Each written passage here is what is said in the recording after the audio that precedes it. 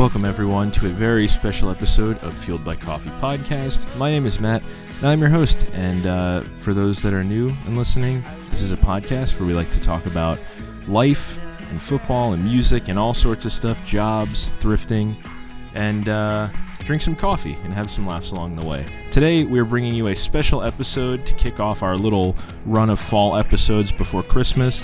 I am welcoming back a guest that hasn't been on in probably like almost a year and a half. It's been a hot minute since he's been on. Welcoming back John. He was on the second ever episode where we talked about playing football and thrifting in the diner down the street from where he lives, and then we had his band on, and we also did a Men at Work episode where we talked about our job histories. So go back and check those out if you want to hear some of the other episodes he's been on, because they're all great. All have some laughs and some good talking points, some hot takes on that food truck episode about Green Day and stuff. Yeah. So we got a lot of stuff coming up, and we got a lot of stuff behind us. If you're new to the podcast, give us a follow here on SoundCloud or wherever you're listening from. You can find us on Facebook and Instagram, and through our social medias, we actually have a link tree where you can go buy merch, so go pick up some merch, check out some older episodes, and we're just going to dive right in. So John, huge welcome back. Super happy to have you here back on the pod. Thank you. For those who don't know, John and I kind of like went our separate ways last year, had classic human miscommunication, and just went and did our own things for a little while. And, it's cool because now, like, there's no beef anymore. We squashed the beef, and, things are really good between us. So really happy to, just be here and be doing this. I've been looking forward to this all week. This is like my highlight of the week right now. Yeah, it's going to be fun. So I'm ready. Yeah, you're ready? Well, today we're actually going to be talking about John's solo music, which I touched on briefly on his first episode, almost 2 years ago now. He is a bassist and vocalist in a band called Food Truck, but today we're going to be talking about his latest solo album, Dirty Couch, which is streaming everywhere, correct? Yeah, everywhere. Every main platform, Apple Music, Spotify, etc.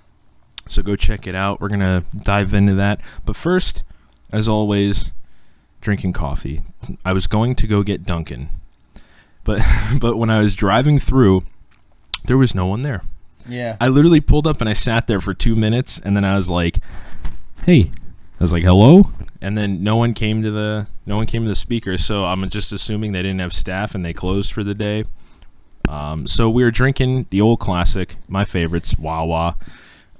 John is drinking a decaf. Yeah, I already had 2 cups of coffee today, so I don't need a third. Yeah. I mean, I like the taste, though. Yeah. And I'm drinking, this is one of my go-tos right now with Wawa. It's an iced coffee with mocha mint flavor. It tastes pretty good. Tastes just like mint chocolate chip ice cream. Mm-hmm. And I have oat milk in it. Super good, though. Wawa, we love you. Please sponsor me. And we're going to dive right in. So I touched on it on a very, very early episode. For those who don't know John, he is a local musician in Easton. As I said earlier, he plays in a band called Food Truck, and he also, for as long as I have known him, has done solo music, and he's gone through many different phases. Yeah. Many different phases. As long as like we had been jamming together or just hanging out, you were always, trying to improve, trying to come up with new ways to like learn instruments or make new melodies or write new stuff. You were always trying to like grow and explore different areas. I've done it all. He's done it all. He had so to go through, I actually wrote them all down. There was the JJ Mack phase, which was like rap or hip hop, and I was on 2 of those tracks. We wrote a diss track. I had probably at least like 30 songs, maybe 20 songs, but yeah, I had a lot of. They were just for fun, but yeah, I had a lot of rap songs. This is like 2017, maybe a little bit of 2018. Yeah, we did a diss track together, and then we did this song called Watermelon, which is pretty cool. That one's more pop. I played guitar on it, yeah. Yeah, still on that cusp of rap. And then coming out of JJ Mack, you were kind of, branching out or just, working on playing guitar more, and then you did that acoustic demo. Yeah, I did an acoustic demo, and it was just my name, John Mackey, and... Yeah. I was trying to get away from the rap thing because the rap thing I kind of just did for fun, and I was trying to be funny, kind of like Tyler the Creator, like a lot of his early work. Yeah, he's really funny, and he wasn't meant to be taken serious. Yeah, and so that's kind of like I was a big Tyler fan, still am. So I was trying to kind of take some inspiration from that. Right. And the acoustic demo, you can find all John's stuff on SoundCloud, and the acoustic demo is really cool because like there's a song. Is it Another Woman? Yeah. That song popped up on my SoundCloud a couple months ago, and it just messed me up. Like that was one of the best songs so deep I've ever written. And but it's like the vocals are just so haunting. We reused that chorus for a food truck song. Yeah, Light and Burn. We liked the chorus so much that we put it into another song, like a whole different song, but it still has a lot of the same lyrics and underlining meanings. Yeah. And then so that was, I think, 2018. I remember that came out. And then very early 2019 is when you got into kind of like this era of the John Mackey solo stuff that you're in now. Yeah. Which I feel like is like you've hit your stride. You found the type of stuff you like to make. And it all started with your iPad, right? Yeah. All the music I make is on my iPad. All the rap, that was on my iPad. The acoustics, the stuff he's referring to now, the more like current sound. You make like the beats and the instrumentals Everything. And stuff? Yeah, like anything that's like guitar based is me playing guitar, but I'm recording with the microphone on the iPad. And then all the other stuff's just like stuff that's already, available via the iPad. And it's really cool because so that first release came out early 2019. I think you and I were both unemployed at the time, and I remember we were hanging out and you were like, hey, I have these songs I'm working on, I want to show you. And then he showed me what was to become the release 459. Yeah. And I remember just being like, okay, like I knew the JJ Mack stuff existed, I knew of the acoustic demo, and I thought it was cool, but like this just totally blew my mind. And not because it's like some grand musical masterpiece, but I think it's just because it's like it's you, like you found your sound, you found what you want to do. And it's that was the most natural album or EP I ever did. Like that was the most natural. Like I didn't even try. Like it's so hard to not get in your head and fall into a box when you make music, but that was the most just like real conversation I ever put out there. Like I still look back at that, I'm like damn, like I love 459. That's probably one of my favorite things I've ever done. Yeah, man, I still listen to it regularly. Like, I listen to it sometimes too. Like I'm not even kidding. Like there were probably half a dozen, maybe a dozen times over last winter where I would like get takeout from Williams down the street, and I would put that on like that and like some other stuff, because it's such like a vibey, it's lo-fi, and like you can tell it's really lo-fi, and it's not that you were necessarily going for that sound, but it's just kind of like how it came through on the iPad, but it fits so well. That was not my intention, but in hindsight it was good. Like it was a good mistake. The best thing that could have happened. Exactly. It's such a fitting sound. It's one of those things where it's like just like a moment, like a spiritual thing. Like that's how I feel about it. Was like it was just perfect the way it all fell together. Yeah. Like in the time that I made it, it seemed random and like I was just putting this thing together, but in hindsight I'm like, damn, like this came out perfectly. And even some of the little mistakes that I know about or I can hear in the music, I wouldn't change. No. And then so that was early 2019. Then we kind of like progressed through the year, and I remember over the summer then you were working on was it Life Starts Now? Yeah, Life Starts Now. So Life Starts Now, it was kind of like a little bit of a progression from 459, but there was just a lot more guitar stuff. Yeah. So you were playing. I got better at guitar, so I wanted to show off. Yeah, there was a lot more guitar stuff on it. Same lo-fi kind of sound. And I remember, like, because being that 459 kind of set the bar so high, and you were like, oh, dude, like, this is great. And, like, I remember listening to it and having such a high expectation that I was almost kind of, like, let down. Not that it was bad, per se. No, I was let down, too. But the thing is over time, and again, like, so I've been doing a lot of writing lately, like poetry and that kind of stuff. And when I got on to my computer to write the one time, I just put on your SoundCloud, and that ran through. And like over time, I think Life Starts Now has really grown on me. Like, are you going to finish that beer? Amazing song. It's like Pinkerton. It wasn't really a good album at first, but with time, it just somehow progressed and people felt different. Yeah. But no, I rushed that album and I did too many songs, and they were like, a lot of them were like, so you'll know this as a musician. You'll have like an idea, and you'll never finish it, but then after a while, it's kind of like putting pressure on you because it's like a good idea. Yeah. It might be a really good chorus, but then you have nothing else. Yeah. So then you like you want to get it off your chest. So Yeah. you put it out, but you kind of rush it because you're frustrated because you can't like finish the idea. I had an EP when I was doing the Union Coffee Break stuff, and I remember it was like 2018. I was recording this EP, and it was very ambitious, and it was going to be like an 8-song mini album. But then, like, I got to the point where I was just like, it was dragging on, and I was like, I'm so tired, and I just recorded like the most terrible vocals I could. You just want to get it off your chest. Yeah, and I was like, I just want to get this out there and be done with it, you know? That's exactly how it was with Life Starts Now. It's like I wanted to like make something else, and I had a lot of good ideas, but they were like almost expired. Like I just was like, I just had a lot of good ideas, but they were incomplete. Yeah. And so I kind of rushed it. And I was also trying to make an album, whereas 459 is an EP. Yeah. I was trying to make an album to follow up, because that's always a cool thing that bands do is they have an EP and it's really good, and then they usually hit you with the album like a year later. Yeah. So I was trying to do that, and I just rushed it. But I think my newer work definitely was like on par with 459. Yeah, and we're gonna dive into that right now, actually. So let's see, that was late 2019. So then now we're in almost it's like late 2021 now. Yeah. And I remember you, like, a couple months after Life Starts Now came out, you sent me a track or two, and you were like, hey, look at what I'm working on. And actually, you know, those tracks that you had sent me almost 2 years ago ended up on your newest release, Dirty Couch, which is what we're going to talk about today. But again, I've always been a fan of your solo stuff, and I just think that Dirty Couch was the perfect progression of 459 to Life Starts Now. It's like Dirty Couch is like if you took the lo-fi.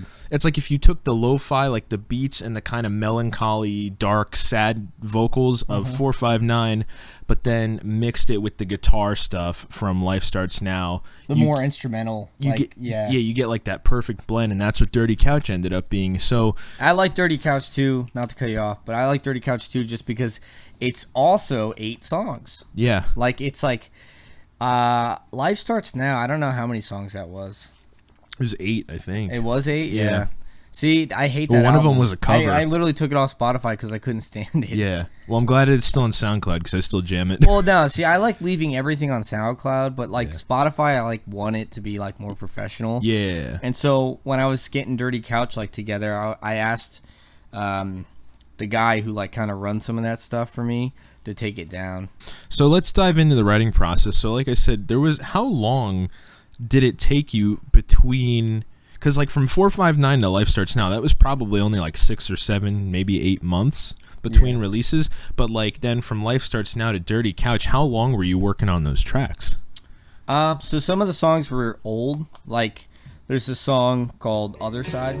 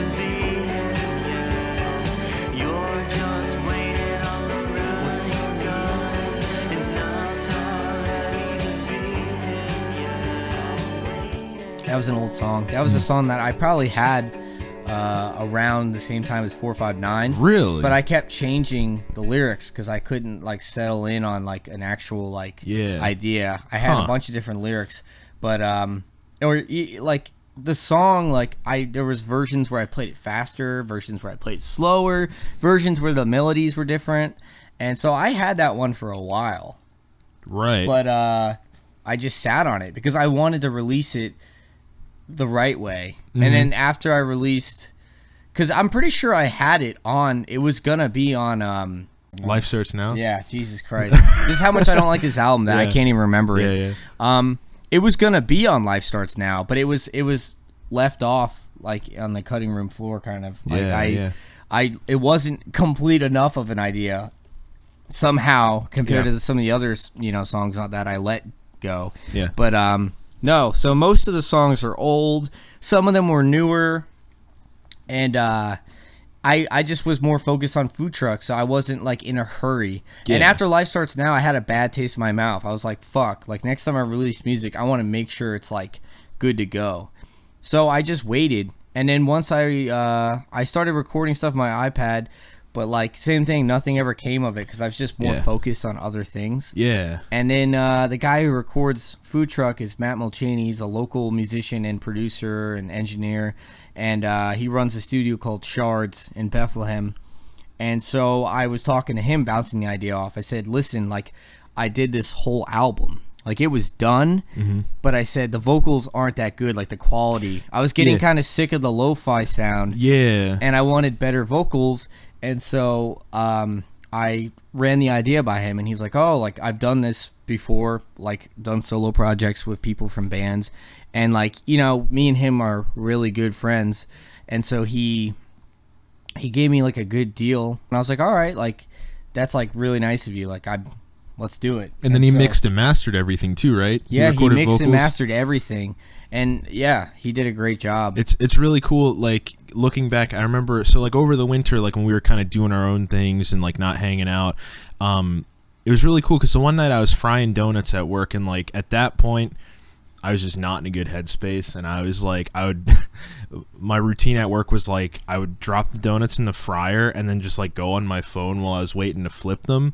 And I think I went on Instagram, and your solo music account popped up in my like people you may know. So I just clicked on it, and you had all of these little videos with like snippets of these songs. And this is before you went and recorded them with Matt.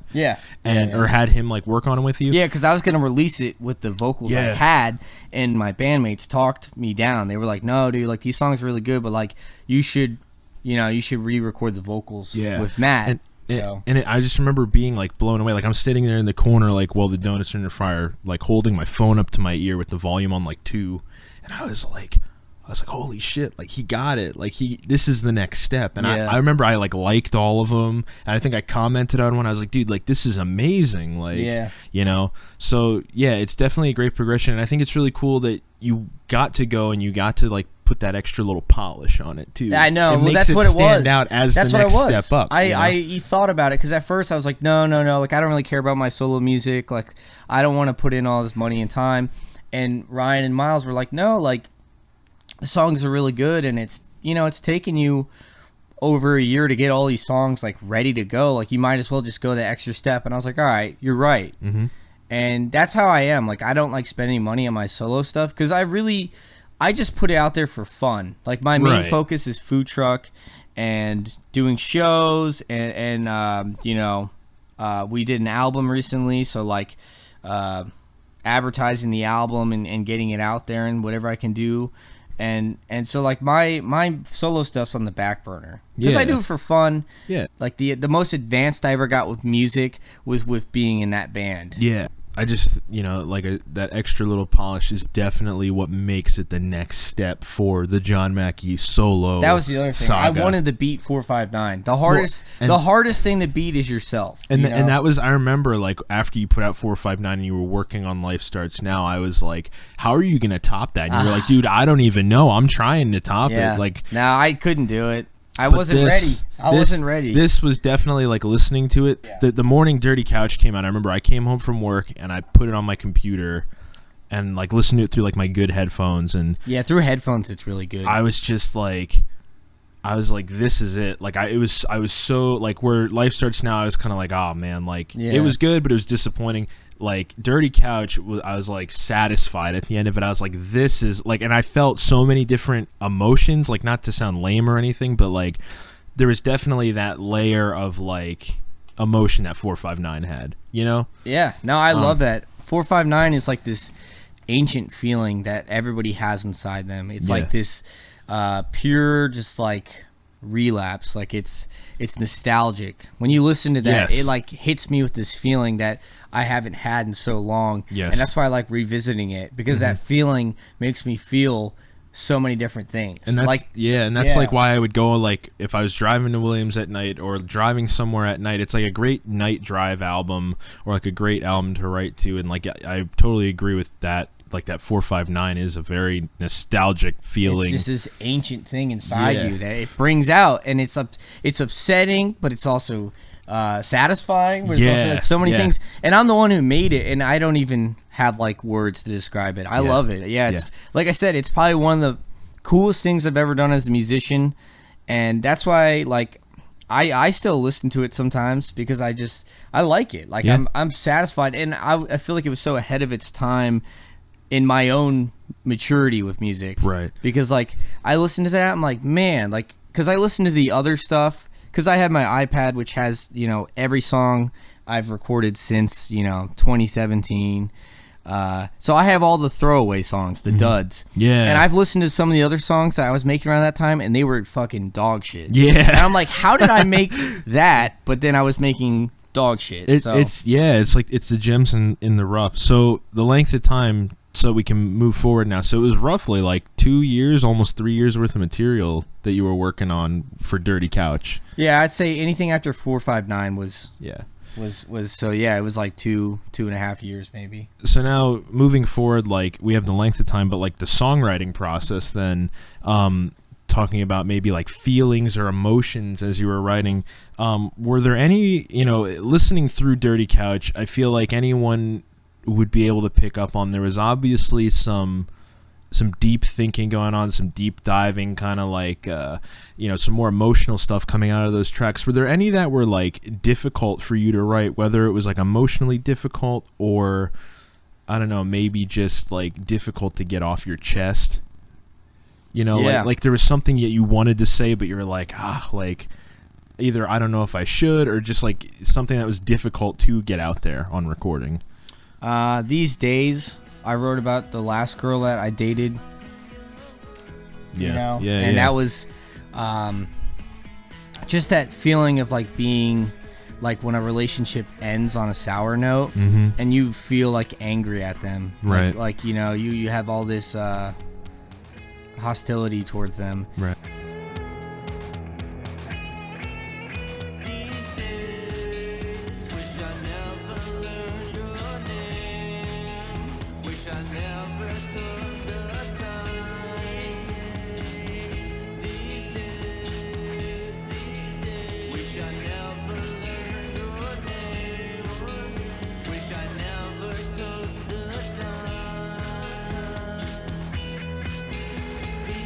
And so it's like you feel like you wasted your time. That's the best way to explain it. And everyone who's ever been through a rough breakup feels that way. So these days is about like was it even worth it? Like learning your name and spending my time with you. And because it definitely, like after a rough breakup, it feels that way. Like I remember when I was in a long-term relationship, and afterwards, like you have those thoughts, and like they're valid to an extent of like, oh my God, I just wasted 2, 3, 5 years of my life. But then also you have to think about like, it was a learning experience, you know, like you are where you're at now.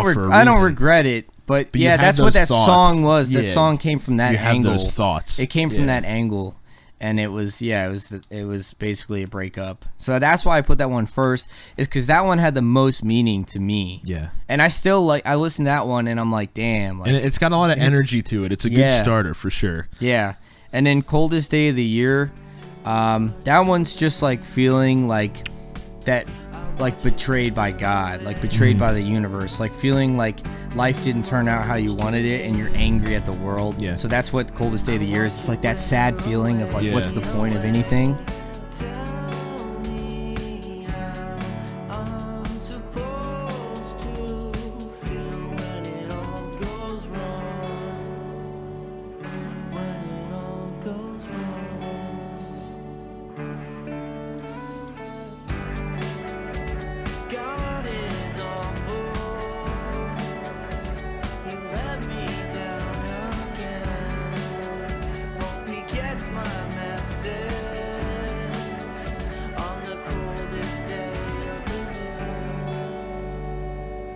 Well, yeah, and I again, like I said, listening to that album, I was like, damn, I totally felt that, like, you know, last winter, like I hit a really low point, and I remember there were plenty of nights where I was frying donuts and I was in my head, and like that's how I felt, was just like angry, like, where are you, God? You know, because like, you know me, right. like I'm not even religious, but I just use God as the example of the universe. Yeah, because like me, like I grew up a Christian. I'm not so much like a practicing, like I don't go to church or anything anymore, but like there were still times where I'd think like, you know, like, where are you? You know, what's going on? You know, so like I totally and I heard that and I was like, shit. I was like, that's deep. Like, yeah, on the chorus, I sing about God. Yeah, I say God is awful. Yeah, and all this stuff. That's such like a polarizing thing to say, and like that's why. Yeah, I first wrote that lyric and I was like, it's just too much.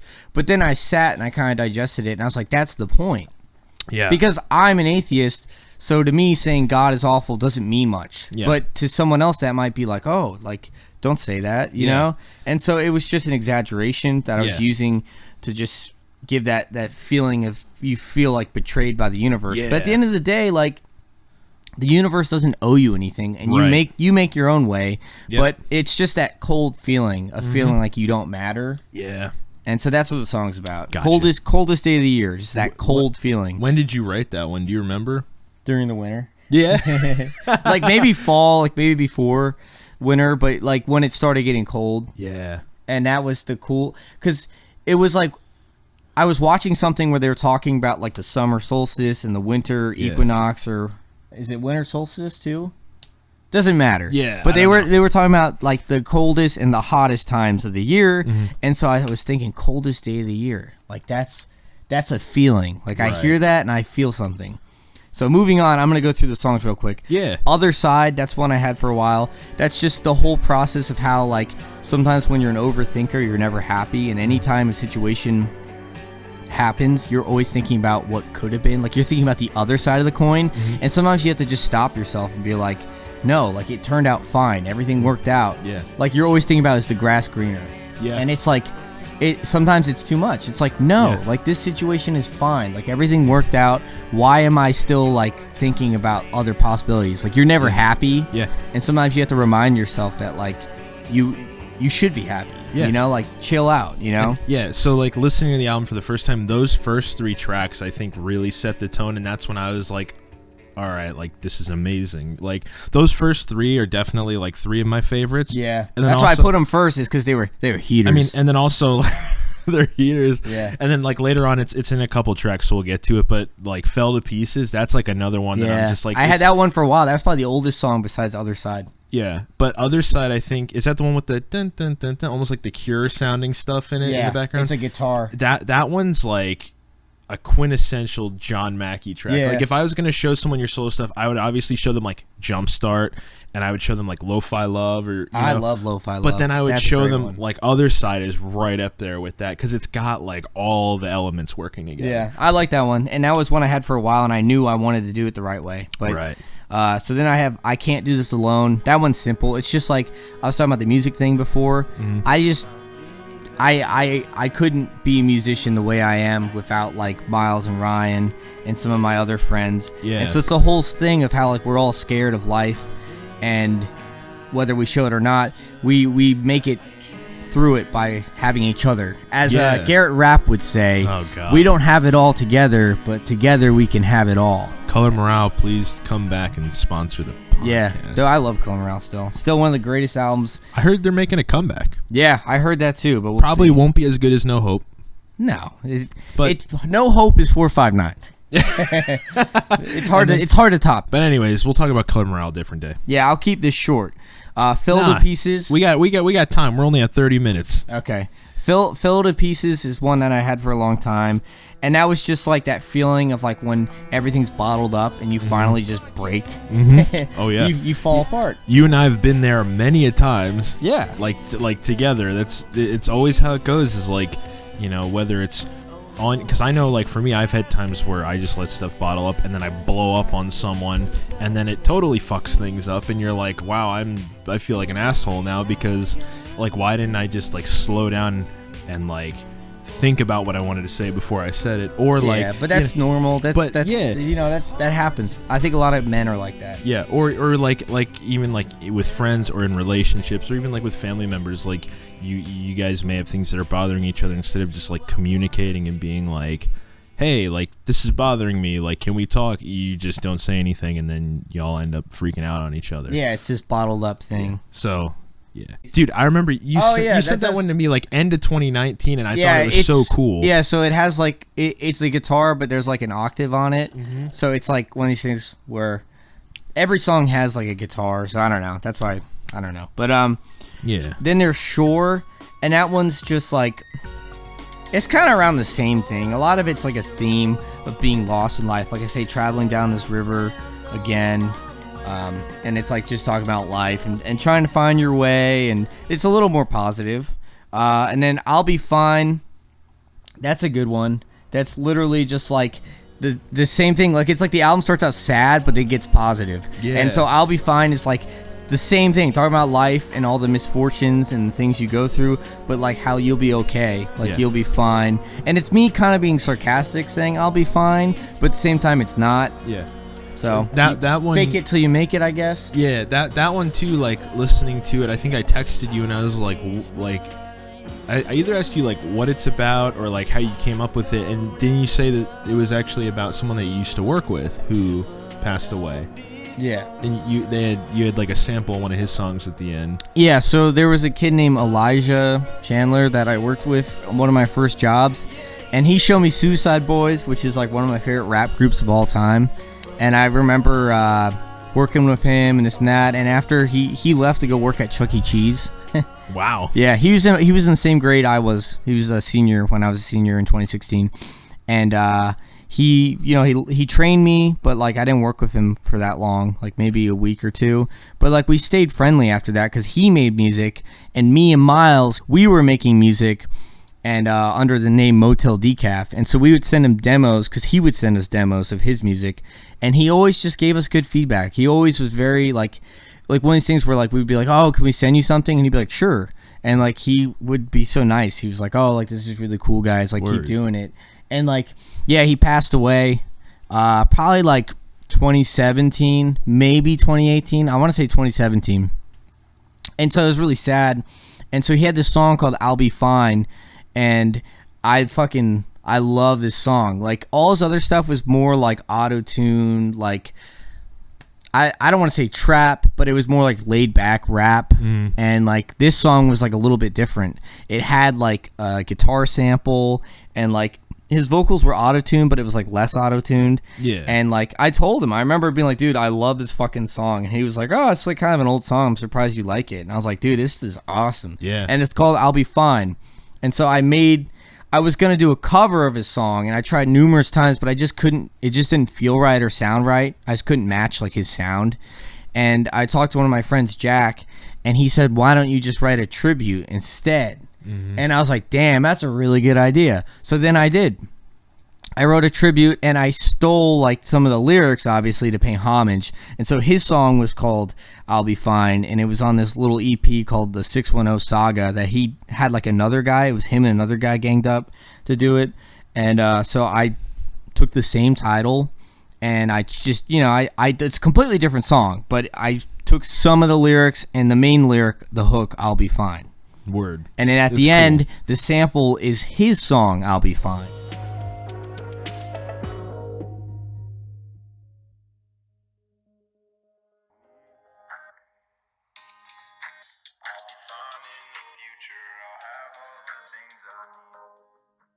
Yeah, well, because I remember I heard it and I was like, "What's that at the end?" Yeah, well, because that's why I think that's why I texted you, because I don't know why, but because I think did Matt like mess with that sample, or did you? No, I did all that. Okay, the panning and stuff, all that was mine. He didn't touch it because the pitch shifting for whatever reason, I thought it was my voice, and I was like, did I say that in a song? Because like for some reason I thought it was one of my songs, but then I was like, no, I've never made music like that. So then I was like, what is that? Because then I didn't know if like maybe you sampled a song that like you maybe had to get rights for, or so that's why I was like, where did that come from? I did want to like, I don't know if I sped it up or what I did, but yeah, I wanted just in case for some reason if like his music had a copyright or something. I just wanted to be safe. So yeah, anytime I sample something, I'll just distort it a little bit in some way, just in case. So I want to distort his because I didn't want to, run into that. And I didn't think I would because his music's only on SoundCloud. Yeah. But it was definitely a nice little touch at the end. Oh, absolutely. Yeah, I wanted to give him that. And then the last song's Behind the Screen, and that's just how like this whole generation we're like tied into our phones, whether it's good or bad. There's benefits and there's negatives to it, but social dilemma. But that's what it was. That was just singing about how like everything nowadays is behind the screen. Yeah. You fight people behind the screen. You date people behind the screen. Yep. You meet people behind the screen. Yeah. So I just wrote a song about that. Probably one of the coolest guitar riffs I've written. It's like a tapping riff. Yeah. And it's very... you finish. Go ahead. No, it's just a tapping riff, and it just... I knew I wanted it on some track. Yeah. I changed the key so many times, and then I finally found the key that I felt was right. And then, the vocal melody on the chorus is really cool, too. It's very poppy. It's definitely really well thought out. It's a sing-along. Yeah, exactly. Yes. Yeah. And it's funny because I got sick of that song. Yeah. And that's why I put it last. It's because I was sick of it. I grounded it. That's funny. Yeah. And then now I listen to it. I'm like, oh, it's pretty good. But that was my least favorite song on the album. When I had to pick, because literally you don't want to do that, but a lot of artists do it. It's so hard not to do it. You put all your best songs first, and then you put the shitty songs last. Yeah, that's how I felt on the last EP I just put out, Elway. I spent so much time mixing and putting out new mixes for, and I was like, okay, this is a banger track and it needs to go first, but I'm so tired of listening to it. Yeah, so you bury it a little. I was just okay, it's the first track, but it's short, and I got to a point where I was like, okay, it's fine, it's good. I totally feel that. So going back, were there any of those that were getting back to the original point? Any of that were particularly hard to just kind of spit out and just be all right, this is how I feel, or did it all just kind of come naturally and you're all right, it needs to be said, I'm gonna say it, Yeah, most of it just needed to be said. I don't feel bad. Yeah, it's one of those things. Usually when I write a song, my lyrics are never that vulgar, so I always feel even if somebody would let's say that ex-girlfriend was to listen to the first song I was talking about, where I say I wish I never learned your name. Yeah. We wasted each other's times, blah blah. I don't even think she would get that offended. And if she did, it's just well, that's on you because you're reading too deep. Yeah. So no, I don't feel bad about anything I've ever said musically because I feel it needed to be said and it was authentic and real and it was coming from a real place. But like I said, none of the lyrics are ever that vulgar. Yeah. So I don't feel. If I was a rapper, there would definitely be some things because you're just saying more shit. Yeah. And to be a rapper, you kind of have to brag a little bit. Mm-hmm. So there's definitely things. If I was more of a rapper, but in the state that I'm in now, no, I don't feel bad about anything I said on Dirty Couch, 459, or even Life Starts Now. Yeah. I mean, most of the album was just about life. Yeah, and that's cool. That's kind of what all I write about. Yeah. It's just the bigger picture, I guess. And that's a good segue into music being an outlet, because it is so important. I've talked about it on the podcast with many different people that do art, people that do music, people that write. And it's so important to have something as an outlet, and for you and I, it's music. And like you said, you were able to get all that stuff out there and, just be this is how I feel, God is awful, So it's really important, I think, and it's just really cool, and I think you conveyed that really well throughout this whole album. I could definitely tell. Yeah, that's my outlet. I mean, I work at a car wash. I'm an assistant manager at a car wash, and I play in a band full time. Obviously, if I didn't believe in what I was doing or music as a whole, I wouldn't. I would be embarrassed, one, and two, I wouldn't be doing what I'd be doing because I'm not that guy. I don't waste my time. Yeah, for sure. So yeah, I believe in what I'm doing. Yeah, and that's the same thing with the lyrics. That's not a pompous thing. It's just you're just confident. I said in what I doing. said, and I don't regret it. I feel I can stand behind my words, and that's the biggest thing. Is that's why I make music, is to express myself, not to fit into a box. Yeah, for sure. And so to wrap up this, songwriting section, were there any? I know you were doing your own thing. with this sound, but were there any bands or artists that you were listening to that kind of shaped the sound or kind of influenced you while you were writing? Because like there are things that I hear, but then like that's me hearing it. That's not necessarily you. Like I said, I think it was on the other side. There's like a little synth in the background. It reminds you of The Cure. It makes me think of The Cure. I do. You know? I love The Cure. I think Robert Smith is one of the greatest frontmen in history, especially that new wave. I think he's great. I think Morrissey's the greatest. Yeah. Morrissey's a phenomenal singer, but yeah, he's an asshole. Everybody, that's not even a topic. You know, he sucks. But no, I do love Robert Smith. But if I had to pick, always Bob Dylan, just because he's a great songwriter. So good. He's a great songwriter. Yeah. And like none of my music really sounds like Dylan, but like his lyrics are like what more so I follow, because I just think he's a good lyricist. Like you like Charles Bukowski, phenomenal poet. He was doing this kind of like rougher take on poetry that people weren't doing at the time. Yeah. And that's what Bob Dylan was doing, was he was just doing this thing that people didn't do with music. People weren't as phenomenal as lyricist as he was. Like I feel like he's probably the best lyricist of the 20th century. And I mean, I know that's an opinion, but Bob Dylan always inspires me. So Bob Dylan, definitely Mom Jeans. Mom Jeans always teaches me that like melodies are more important than vocal ability, because I don't think Eric, the singer of Mom Jeans, is the most amazing singer. He has a really unique voice, kind of like Bob Dylan, but like he always has killer vocal melodies, and like he doesn't really put himself in a box. He's not like, oh, I'm not that kind of singer, so I'm gonna stay with this style. He just sing. If it's a good melody, he'll just sing it, and that's what I love. Yeah, and so that's what I try to do, is I try to focus on the melody. The melody is the most important thing to a song. Yeah, next to lyrics, in my opinion. So I follow that: melody first, lyrics second. And that's really cool, because there are plenty of bands I think that I've listened to, like Tiny Moving Parts. He's not a good singer at all. Yeah, but he writes some killer lyrics, and it's like the emotion behind it too. I can't believe how good he is at guitar. It's not fair. Or even like I don't know how to. Is it Touche Amore or Touche Amore? I think it's Touche Amore. That like hardcore band. Yeah, they're good. I've been listening to them a lot, and like his screaming is not great, but like his, but that's what makes it great. But his lyrics are so good and so poetic. So like, yeah, it's definitely, you know, the lyrics and the melodies and just how you present it, you know, it's for sure. Yeah. That's why it's hard for me to pick. But for Dirty Couch, I'm trying to think what inspired me, because it's like a 2-year window, because there were some songs that were written and then there was like a hiatus almost, you know, because I would go back to just focusing on other things. Yeah. So like it's so many different things. Like I was honestly listening to Fetty Wap. Yeah, I remember that phase. Yeah, dude, I remember I that. still think Fetty Wap's awesome. That's awesome.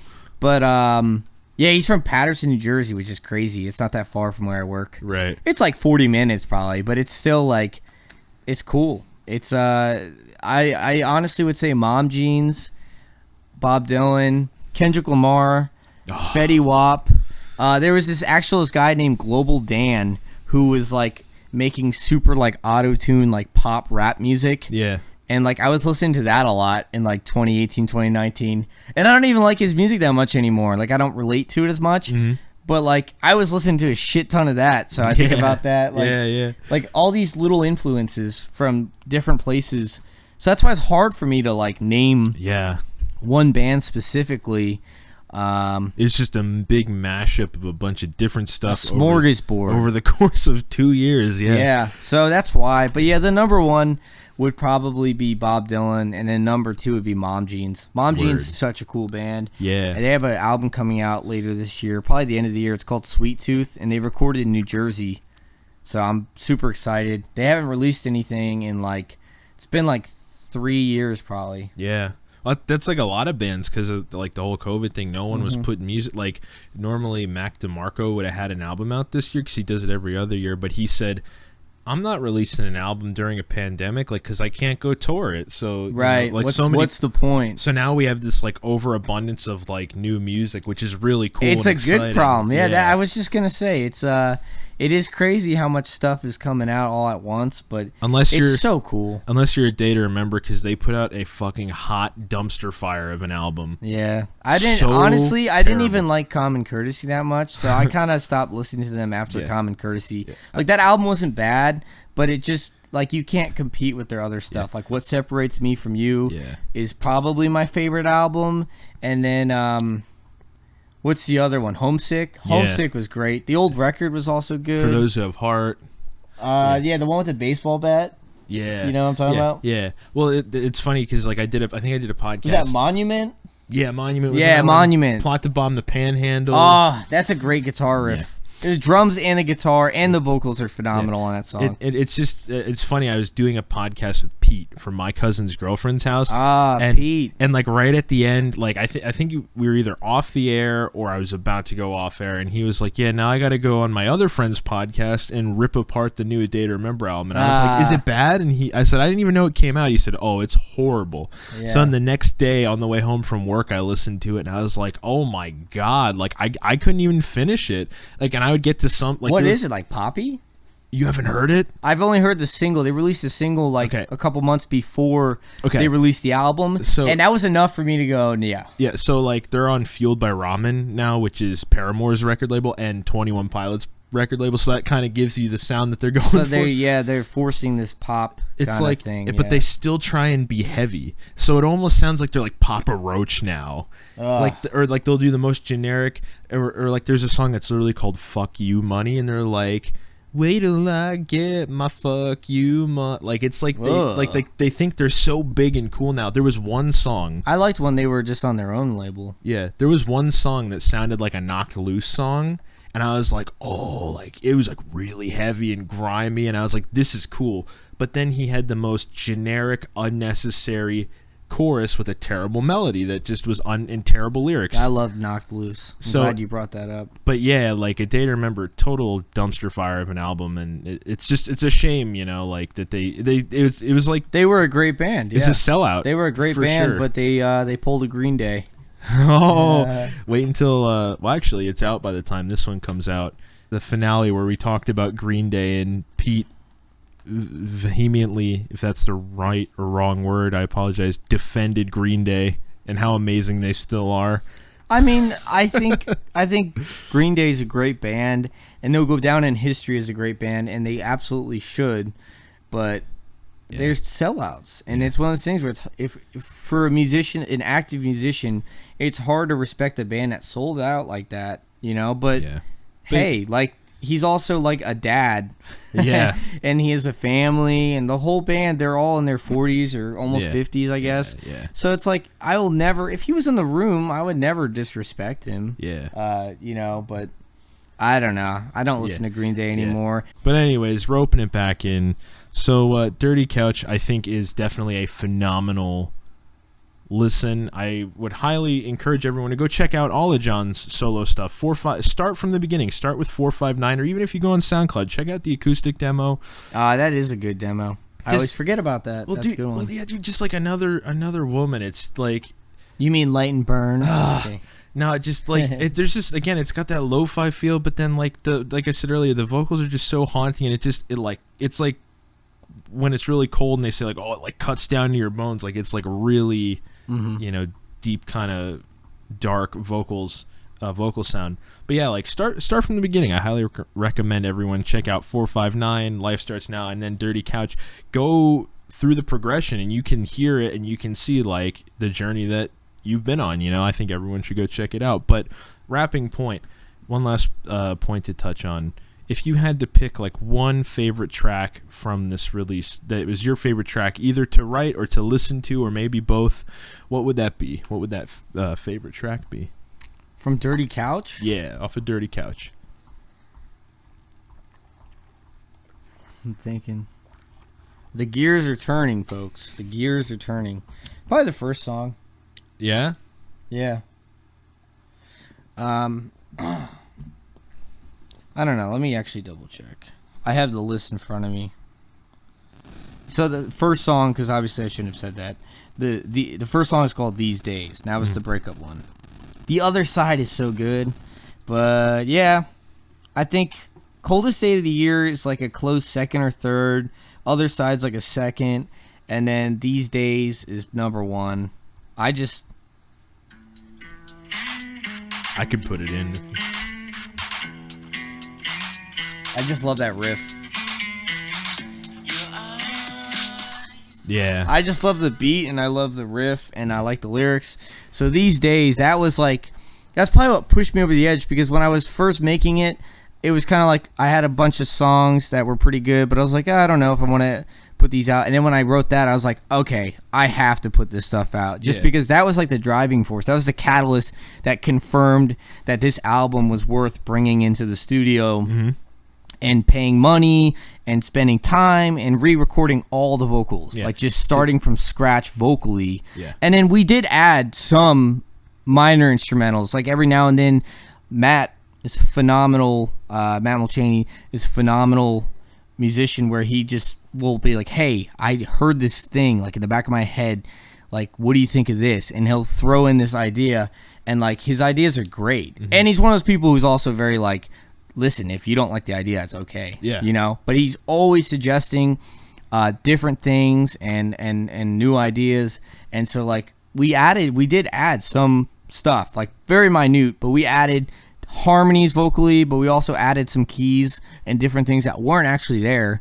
And he also would put things through filters and use different effects. So he had a lot of really cool ideas. He would double things, and obviously he would pan stuff to give it like that awesome like orchestra sound, where when you put headphones on, you can like feel. It's just not all like in the middle. It's like it's not all centered. It's like surrounds you. Yeah, exactly. And it's the wall of sound. The one other thing I will say that I wanted to say earlier and I forgot, that I thought was really cool, was when we were talking about the extra polish on the album. You can definitely tell like that the beats pop a lot more, because like he went in and like probably put compressors on them and got them to just like compressed the hell out of them. They like pumped, they pump really hard, and like they punch, and it's really cool. Like, you know, again, that extra level of like professionalism. Yeah, no, really he knows cool. what he's doing. So he did a really good job, and like I'm glad. Very glad that I listened to Miles and Ryan, and I went and re-recorded the vocals professionally instead of using my iPad microphone, which is good for what it is, but you know, it only gets you so far. Right. Yeah, that's awesome. So These Days, definitely a great track. That's my personal favorite, but like I said, all the songs, I like all the songs. Even Behind the Screen, which for a little bit I just felt like out of love with it, just because I had played it or worked on it too much. And now in hindsight, I'm like, that's just as good as every other song on there. Yeah, for sure. It deserves a spot on there. Yeah, for sure. And like I said, I highly recommend everyone go check out John's stuff. You can find it on Spotify, Bandcamp, SoundCloud, Apple Music. Wait, what's your favorite song? I didn't ask. My favorite song. I want to know. Okay, so I underlined, so it would either be These Days or Other Side. Fell to Pieces is like a close third. Hell yeah. And then obviously I'll Be Fine. Dude, like today at work, when I was just thinking about like, you know, this opportunity to like finally come record a podcast with you again and like hang out for a little bit, I'll Be Fine was like playing in my head, and I was thinking about all this stuff, and you know, I was like really excited about it. So yeah, definitely either These Days or Other Side. Yeah, Other Side is really good, but that was just one that I had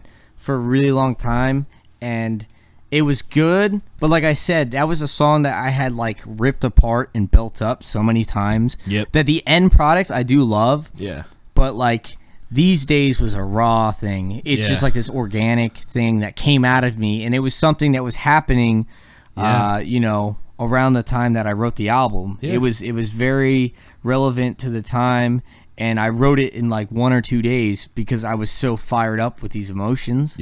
Whereas the Other Side essentially took 2 years to write. So it's a masterpiece in that right, but I like These Days because it was a masterpiece in how it was written like in a spurt. Like it was written so quickly because of how much emotion I felt. Definitely, and as a musician, I've definitely been there and done that same thing. What a contrast. You know, you can have a masterpiece of something you wrote in a minute, but it was so powerful and pure and unfiltered that it came out like perfect. And then you could have a masterpiece where it took you months, maybe years to like finish this idea. That was so weird. And I think that's a good note to wrap on. Dirty Couch 459, Life Starts Now. Go check them out on all the streaming platforms. Give them all a listen. Listen to the progression, and I think you may find something new that you like. Like I said, I've always been a really big fan of these these releases, and I'm really happy to see where it's gone. And I know it'll probably maybe another 2 years before we see where it goes next. Yeah, but what's going to happen next? I honestly don't even know. Yeah, but I don't know. But that's cool because what we have now, I think, is a really good trio of albums that we can go back to and feel those emotions, and really good stuff, man. But just want to say thank you again for coming on the pod. It had been a long time. Yeah, thank you for having me. And I'm super happy that we were able to make it happen. Like I said, just super grateful.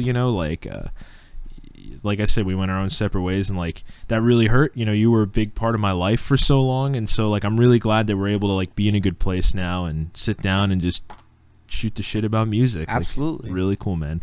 But hope you enjoyed what you heard here today. Like I said, check out John's stuff. You can also follow him on Instagram at John Mackey. And don't you have John Mackey solos? Yeah, like so that? There's John_Mackey with 2 Y's. So JOHN_MACKEYY. That's my main account. And that has a link to my band. It has a link to my solo thing. I believe my solo is john.mackey.solo music or something close to that. That's why I don't know off the top of my head. My band's called Food Truck. That's my pride and joy. That's what I hope to do for a living one day. Yeah. But yeah, so all the links are on my main account, and I don't know, go check out my music if you want. Go check them out. And also, like I said, you can find Fueled by Coffee Podcast on Facebook and Instagram.